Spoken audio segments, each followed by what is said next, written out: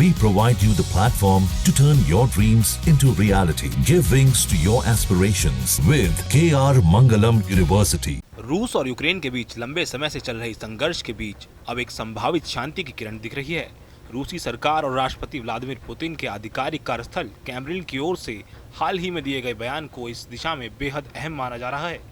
बयान में इस बात के संकेत मिल रहे हैं कि रूसी राष्ट्रपति पुतिन और यूक्रेनी राष्ट्रपति व्लादिमीर जेलेंस्की की एक उच्च स्तरीय मुलाकात हो सकती है।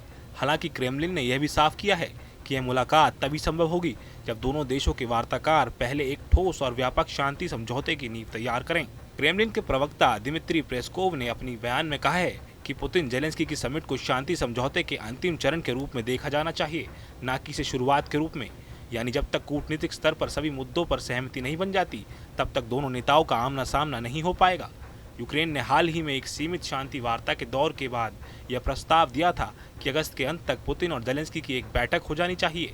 इस प्रस्ताव के तुरंत बाद रूस की प्रतिक्रिया सामने आई है, जिसमें साफ किया गया कि जब तक फाइनल सीज फायर डील नहीं होती, तब तक नेताओं की मुलाकात की कोई गुंजाइश नहीं है।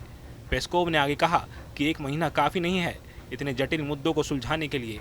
रूस और यूक्रेन की वार्ता की स्थितियां अभी एक दूसरे से बिल्कुल विपरीत हैं। ऐसे में ये सोचना कि एक महीने में सब कुछ सुलझ जाएगा, ये ठीक नहीं है। हालांकि कुछ समय पहले दोनों देशों के प्रतिनिधियों ने तुर्की में इस्तांबुल में बातचीत की थी। उस बैठक में कुछ मामूली सहमतियां जरूर बनी थीं, जैसे सैनिकों के शवों की अदला बदली, लेकिन मुख्य मुद्दा यानी सीज फायर पर बात नहीं बन सकी थी। इतना ही नहीं, बातचीत के तीसरे राउंड के नाकाम होते ही दोनों पक्षों ने एक दूसरे पर ड्रोन हमले तेज कर दिए। यूक्रेन ने रूस के हमले में 3 लोगों की मौत की जानकारी दी, वहीं रूस ने यूक्रेन के ड्रोन हमले में 2 लोगों की मौत और 11 लोगों के घायल होने की बात कही थी।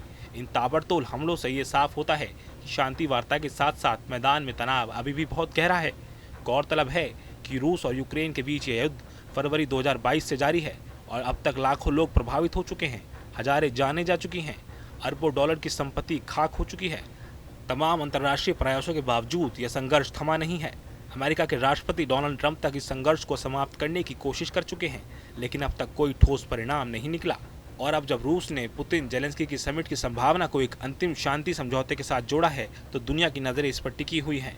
फिलहाल यह तो तय है कि शांति की राह अभी लंबी और कठिन है, लेकिन यह भी सच है कि अगर दोनों पक्ष थोड़ा लचीलापन दिखाएं, वार्ताकारों को निर्णायक भूमिका दी जाए और अंतर्राष्ट्रीय समुदाय इस प्रक्रिया को गंभीरता से ले, तो शायद एक रास्ता जरूर निकल सकता है।